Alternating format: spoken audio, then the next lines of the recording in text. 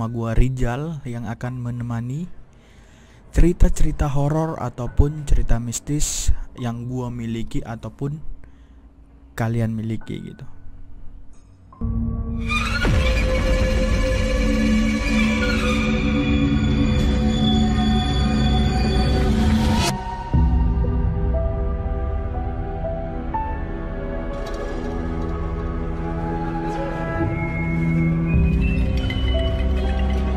Oke guys, perkenalan dulu ya kan, anjay perkenalan gitu. Nama gua Rijal, gua asli dari Medan dan gua membuat channel ini gua cuman ingin sekedar sharing tentang kejadian-kejadian mistis ataupun horor yang sempat gua alamin sendiri di kehidupan gua gitu. Kenapa gua buat kejadian di dalam hidup gua yang paling menurut gua itu paling creepy gitu, maksudnya seru untuk diceritakan ataupun pengalaman yang tak terlupakan gitu, dari cerita beberapa pengalaman gua yang sempat terjadi pada saat gua bekerja di Vietnam gitu. Jadi awal mula ini gua masuk ke salah satu perusahaan yang ada di Vietnam dan ditinggalkan atau diberi tempat tinggal itu satu mes ada lantai 4 dan lantai 4 ini itu ada teman-teman gua, kita sebut bilang namanya gua samarkan karena takutnya mereka tidak mau diberitahukan namanya. Dan yang pertama itu ada I, si I, si R, si A, si S, terus si T. Ada banyak sebenarnya, ada 6 dan 6 orang, 6 sampai 7 bahkan 7 atau 8 orang yang tinggal dalam satu mes ini gitu. Awal mula itu gua masuk ke mes ini biasa aja, nggak ada sama sekali gangguan ataupun nggak ada sama sekali gangguan ya seperti mes pada umumnya. Namun selang beberapa hari gua tinggal di situ itu seminggu kemudian baru mulai terjadi hal-hal aneh yang gua rasakan gitu. Salah satunya adalah pada saat di minggu pertama itu ada sempat kejadian salah satu di mes itu. Ini gua alamin sendiri karena sebelumnya teman-teman gua itu udah pernah bilang di sini itu, mereka bilang di sini itu mesnya tidak pernah ditinggali sama sekali selama 20 tahun. Dan kita berlogika saja gitu loh.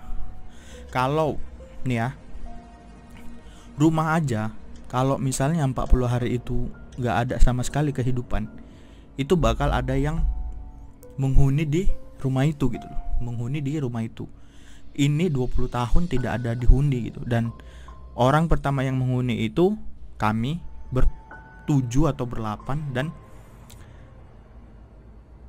ada seorang penjaga, bukan penjaga sih, lebih tepatnya yang ngurus mes ini itu dia tidak tinggal di situ namun jualan di lantai dasar. Jadi lantai 4 kan, lantai 4 seperti ruko ada 4 lantai dan di lantai dasar itu dia jualan ya, kalau jualan cemilan, pokoknya kalau kami mau beli rokok, cemilan apapun itu lantai paling dasar seperti ruko. Nah dia jualan di situ. Nah di lantai pertama itu di tiap lantainya itu ditempati 2 kamar.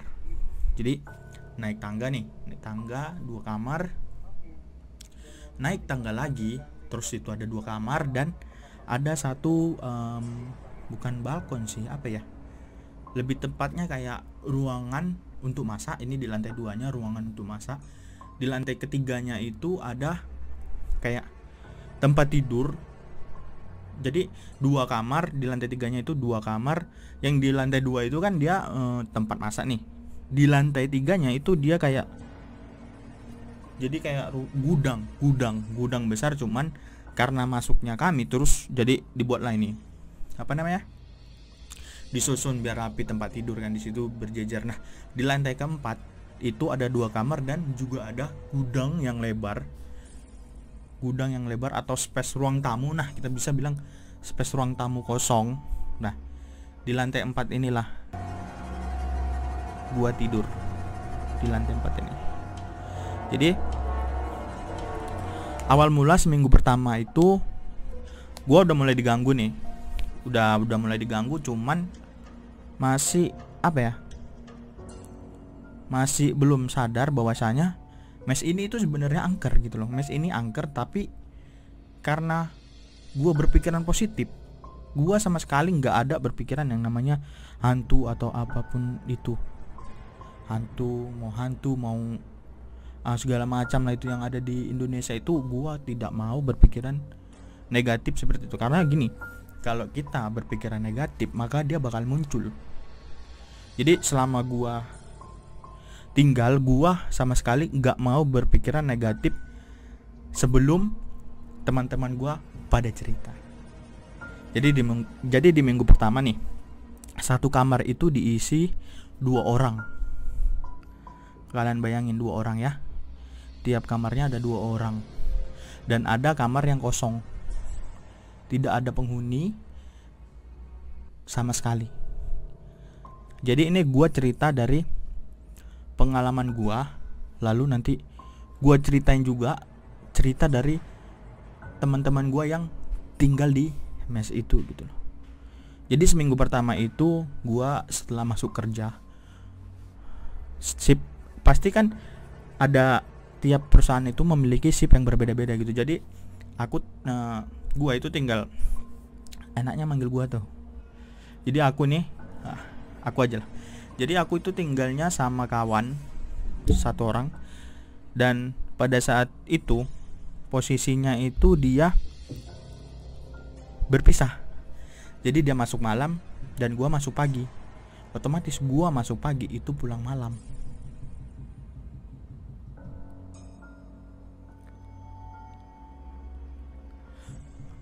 Gua pulang malam dan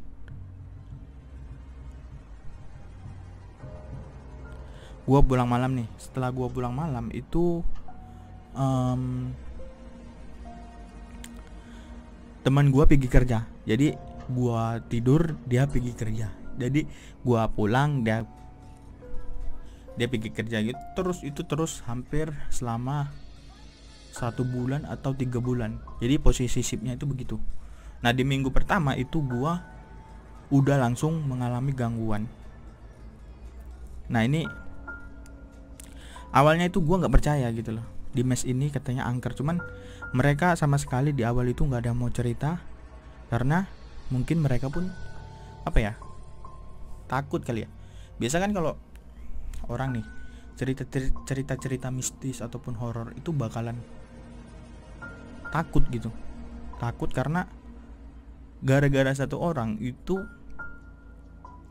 semua satu gedung itu bisa jadi ketakutan gitu loh, ketakutan. Dan di minggu pertama ini pengalaman horor yang paling gua rasakan itu adalah ketika gua baru pulang bekerja.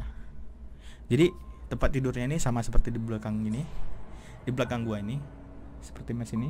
Jadi di bawah dan di atas. Nah posisi gua itu tidur di atas, dan tidur di atas.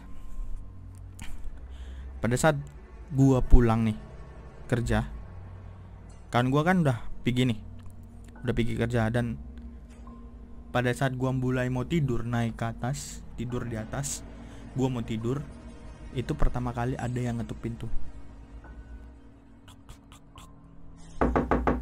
Ngetok pintu kan. Gua pikir alah paling temen yang di kamar lain gitu, kayak mau nyapa lah. Kan namanya anak baru pasti kan mau kenalan kan. Jadi gue biarin lah. Selang beberapa detik itu ada yang membuka pintu. Nah Bodohnya gua di situ, gua itu lupa nutup pintu, ngunci pintu lebih tepatnya. Karena yang gua pikirin itu ya paling teman gua lah atau apalah. Nah, jadi selang ada yang ngetok pintu itu geser sendiri, kebuka, udah kebuka. Dan pas gue nih tidur di atas nih, tapi gue mereng ngarah tembok. Jadi kan pintu di sebelah kiri, gue mereng ke arah tembok. Itu dengar suara pintu kebuka, cuman untuk siapa yang masuk itu gue nggak lihat karena tidurnya di atas kan. Jadi pas gue pintu itu mulai kebuka itu gue diam. Logikanya adalah kalau misalnya orang yang masuk ke dalam itu pasti ada suara tapak kaki ataupun hawa keberadaan manusia. Jadi gimana ya, kita pasti kalau ngerasain ada orang itu kerasa gitu, karena hawa panasnya kan kerasa gitu, kayak dek dek dek ataupun suara berjalan ataupun apa gitu pasti kerasa karena itu manusia. Dan ini setelah pintu itu kebuka itu sama sekali nggak ada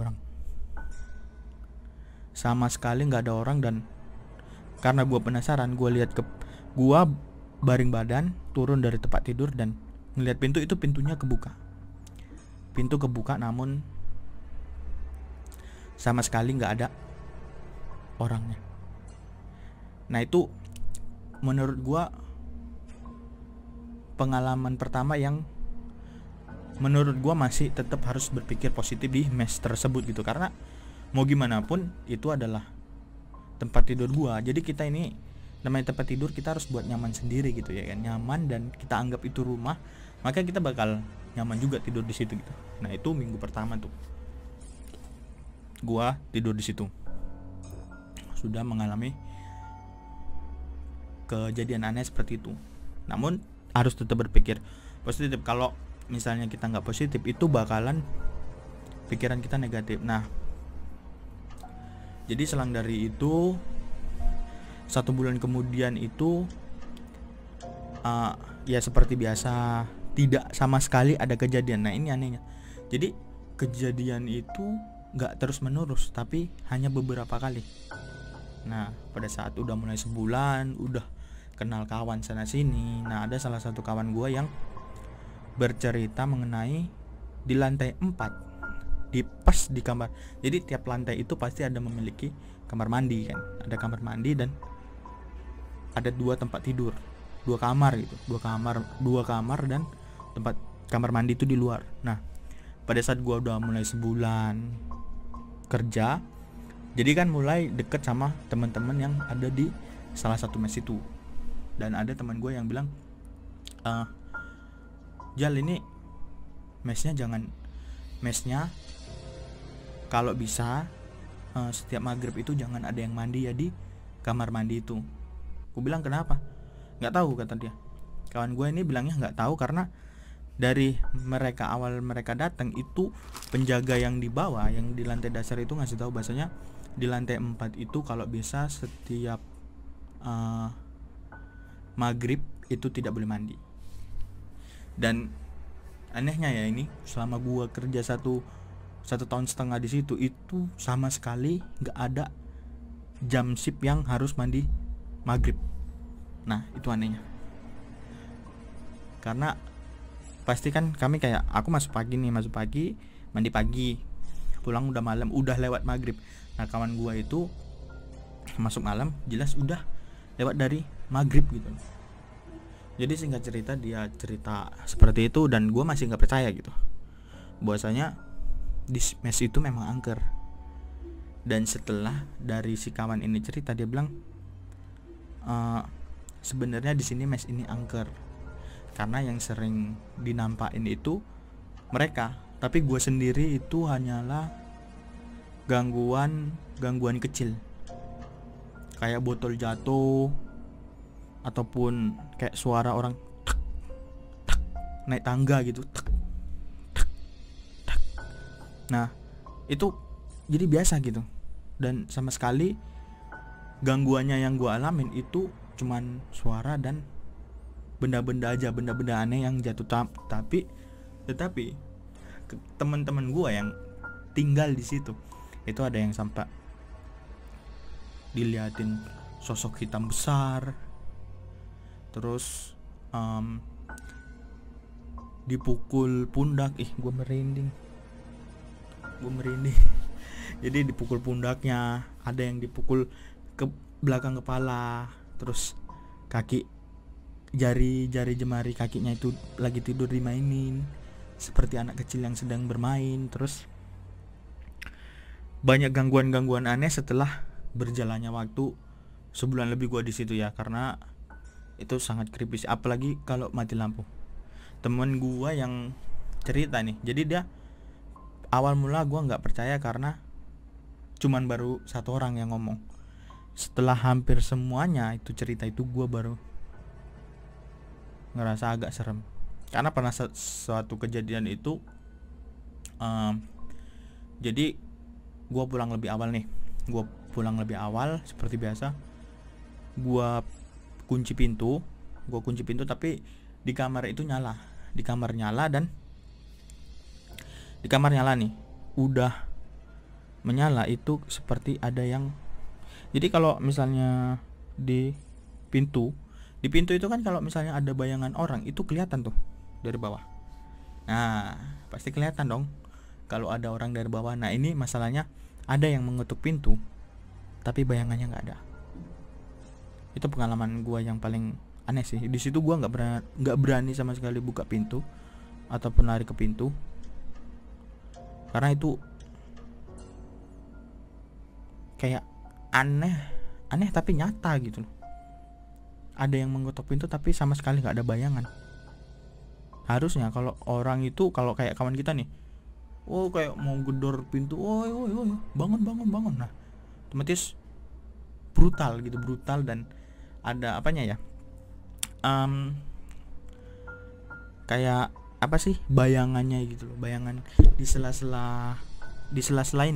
sela-sela pintu itu pasti kelihatan bayangannya gitu. Dan selama gua tidur di situ itu pengalaman gua yang paling menyeramkan sih paling ini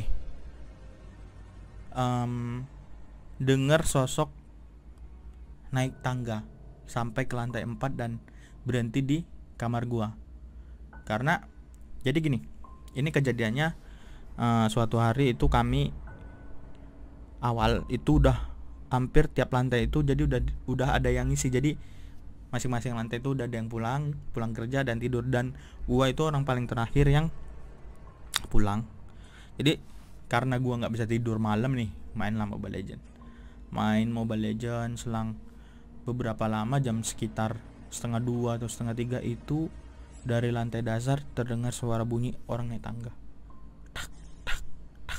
Pokoknya suara jalan kaki itu naik tangga perlahan dan sampai berhenti di lantai paling atas. Jadi lantai paling atas itu kayak kamar kami nih, lantai 4 nih.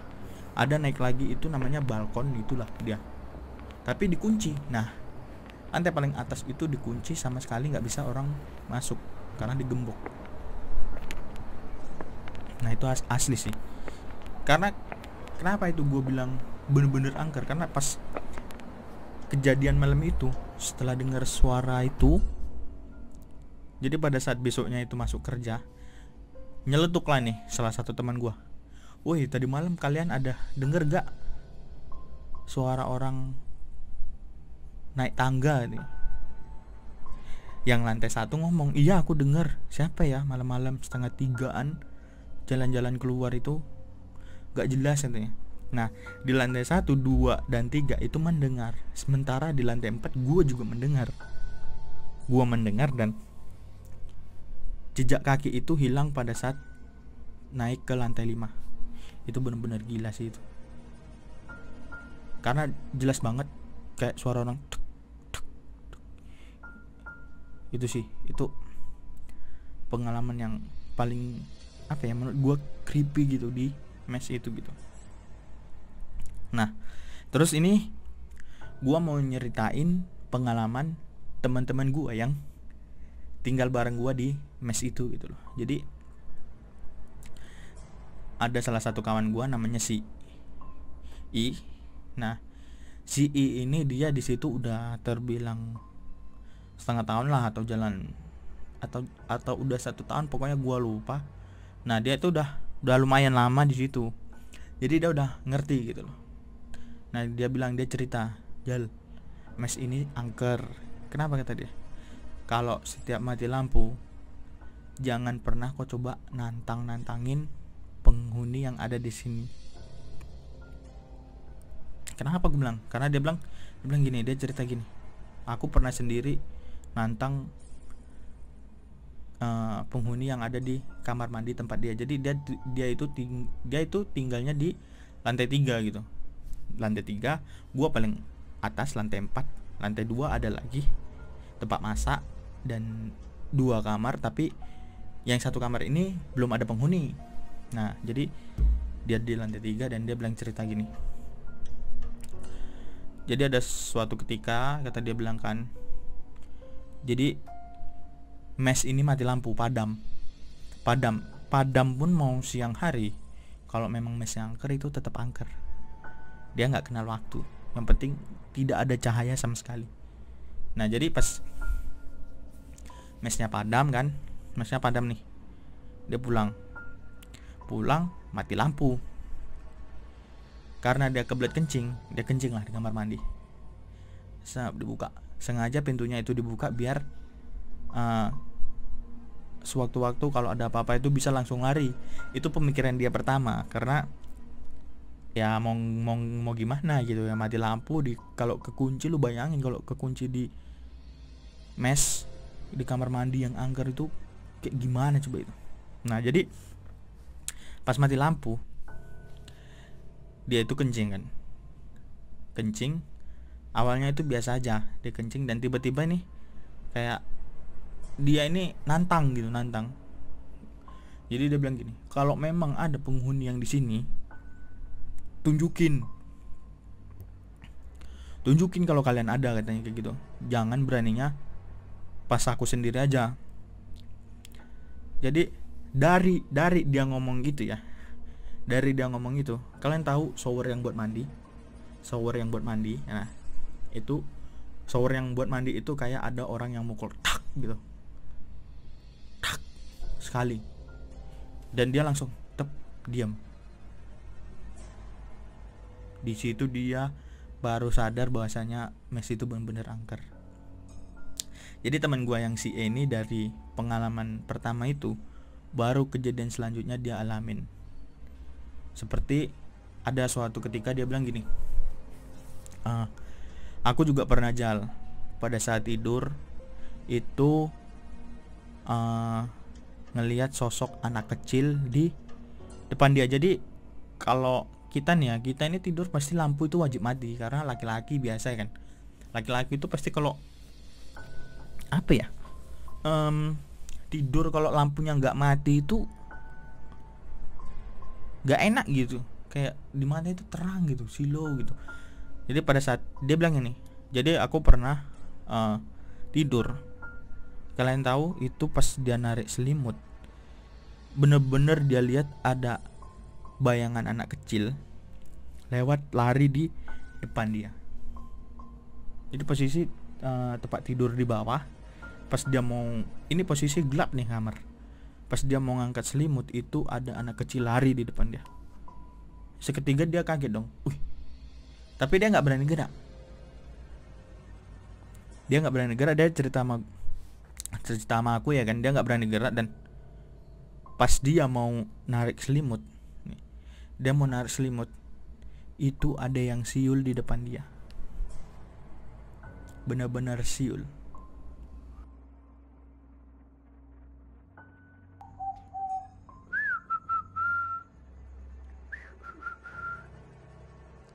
Di depan dia. Dari situ dia langsung kerukupan. Kerukupan apa bahasa Indonesianya apa ya? Tarik selimut, tutup semua badan, dan dia nggak berani sama sekali buka itu selimut. Singkat cerita, di jam 2-an itu dia kebelet kencing. Dah. Kalau dia kebelet kencing dan dinyalain lampu. Pas dinyalain lampu itu ya memang nggak ada apa-apa. Sama sekali nggak ada apa-apa. Terang dan ya seperti kamar biasa lah gitu kan. Seperti kamar biasa, dan ketika dia mau tidur lagi itu bener-bener kepala dia itu ada yang nepuk dari belakang. Jadi setelah dia matiin lampu, toilet nih, kencing kan, buang air kecil kan, mati lampu nih, tarik selimut, pas dia mau tidur ngadep ke sini itu, ngadep ke kiri lah, itu ditepuk dari belakang. Itu bener-bener kata dia, itu bener-bener aku kerasa itu bukan orang, karena dia bilang aku tidur sendiri, itu bukan orang kata dia. Kalaupun itu kayak angin ataupun benda jatuh, pasti nggak mungkin langsung kayak apa ya, menghantam ke badan gitu loh. Ini dia kepala dia langsung dipukul, dipukul. Nah, di situ dia langsung diam. Kata dia ini benar-benar gigi sih, kata dia, ini penghuni di sini itu benar-benar sampai mukul. Karena kenapa gue percaya? Dari dia cerita begitu, nah baru teman-teman gue yang tinggal di satu mes itu cerita semua. Mau dari itu si R, ada teman gue laki namanya si R, terus juga ada si T, terus ada cewek namanya S, terus ada satu lagi itu namanya A. Nah, pengalaman mereka ini lebih seru karena diliatin langsung oleh sosok penghuni yang ada di situ. Mungkin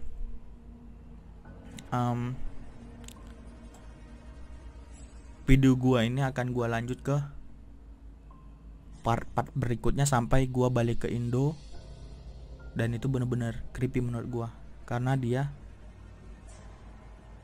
ngikut sampai Indo di badan gua. Gua bakal ceritain lagi di part keduanya di mes Vietnam ini, mes angker di Vietnam. Mungkin sampai jumpa di video selanjutnya.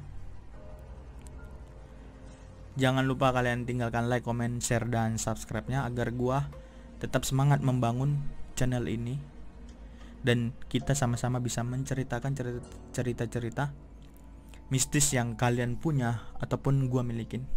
Kalian bisa aja langsung nanti kirimkan di link yang gua sertakan di deskripsi gitu loh. Akhir kata,